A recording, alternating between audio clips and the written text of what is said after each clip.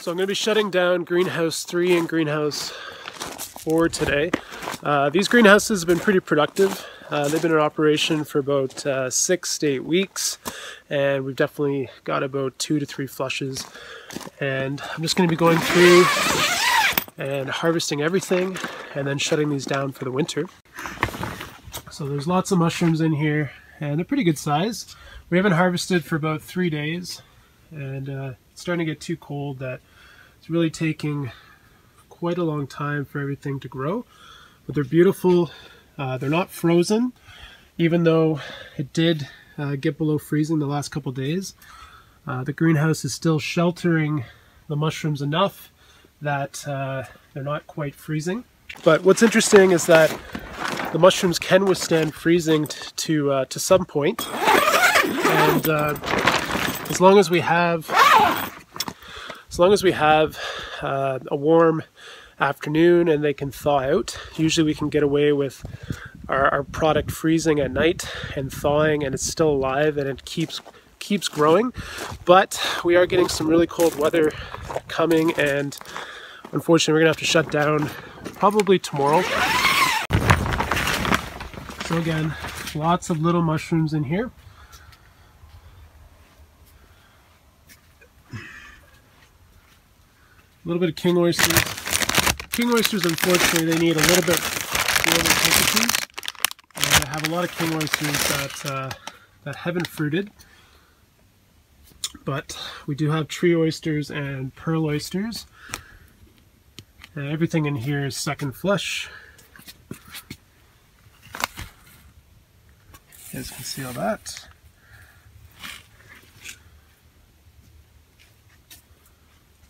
So I'm going to be shutting down these 2 greenhouses, and then tomorrow I'll be shutting down greenhouse 1 and greenhouse 5 here. Everything in these greenhouses is first flush. So we filled this greenhouse by October 12th, and we're coming up to the 31st, just getting our first flush here. Everything's looking great. Not everything's fruited. Like I said, a lot of the king oysters are still really young, unfortunately. But, you know, not bad. We're going to get a decent crop out of here and at least be able to recuperate some of our money. What's interesting is that I'm going to throw some trucker tarps over these shelves once I've harvested everything tomorrow. And we're going to let this greenhouse go dormant and then hopefully try to overwinter these blocks and get a second crop in March. Even though I've cut some slits in the bags, I think I can probably get these to go dormant and still get another crop. And if we do get a little bit of mold around some of the cuts, I could probably peroxide, 3% peroxide solution, or possibly even tape up some of the slits and re-slit the bags once everything starts thawing out. So that's a strategy that we're going to start this year, is try to overwinter some of our production that we haven't quite maximized the yield on the blocks. I'll just bring you guys into greenhouse 1.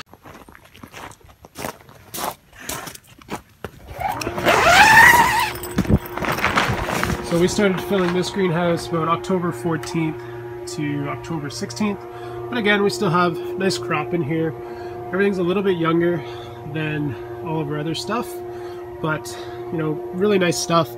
We're starting to get some of our Masters mix oysters. We have a lot of tree oysters, and the yield's been pretty impressive. We're getting about 0.8 to a pound on the first flush per block. So more research is needed for that. And I'm suspecting that certain oyster strains, it's probably even our chestnut mushroom, is going to do really well with the Masters mix. But they're pretty stunning. Again, lots of king oysters all down here that we didn't get any fruitings from, unfortunately.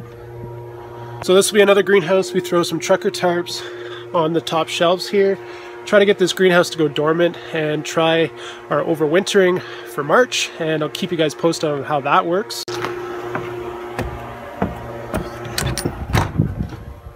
Then for the bulk of our overwintering, we're actually going to let this lab freeze, and we have stuff just growing out right now.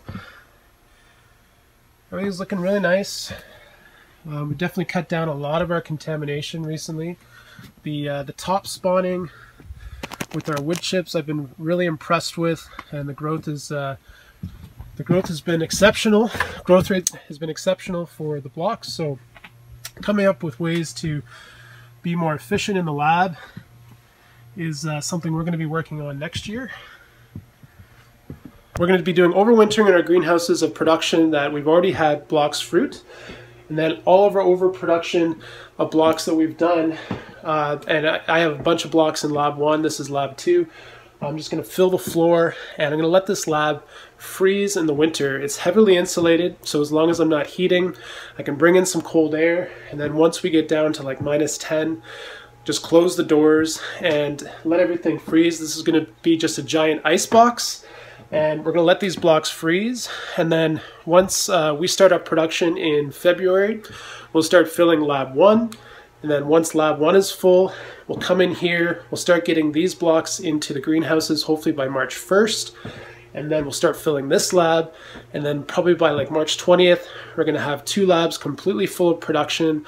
We'll have at least 4 greenhouses full of overwintered blocks, and we'll be able to get a good idea of which strategy works the best for us, whether it's letting fresh blocks freeze in our lab and initiating those in March, or possibly trying to extend the season of production blocks that we've already started harvesting beginning of November, and trying to get a second flush in kind of mid-March to beginning of April.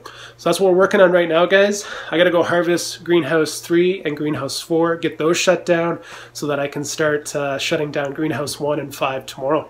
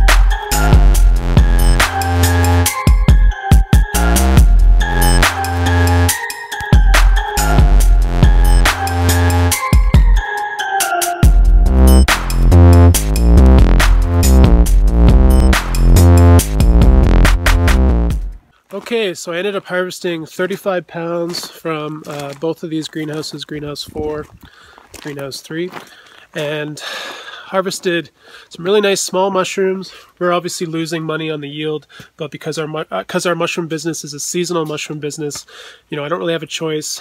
Cold weather is coming and it's time to shut down. I realized in the spring a lot of our solenoid valves were cracking just with a little bit of water left in the line, even though I blow out the lines at the end of the year. So I learned my lesson from that, and I'm disconnecting the solenoids right here, and I've just left the electrical hooked up here. We use these industrial ASCO solenoid valves, and you can get rebuild kits for these, but it is expensive. So I'm just trying to prevent any unnecessary damage so that I don't have to deal with these problems in the spring. So I still have this solenoid hooked up right here, Get that disconnected. I'm gonna just close these greenhouses up and leave these blocks in here for now. I have about 4 people that have been asking me for mushroom blocks, and you know, this is something they can grab over the next month. And then if there's a nice day where it's sunny outside and it's not too cold, I might just get in here and take a day and strip these greenhouses. But I'm gonna let the cold weather come and I'm gonna relax. Just started raining, so I'm gonna go inside and get a nice cup of hot chocolate and warm up. We'll talk to you soon.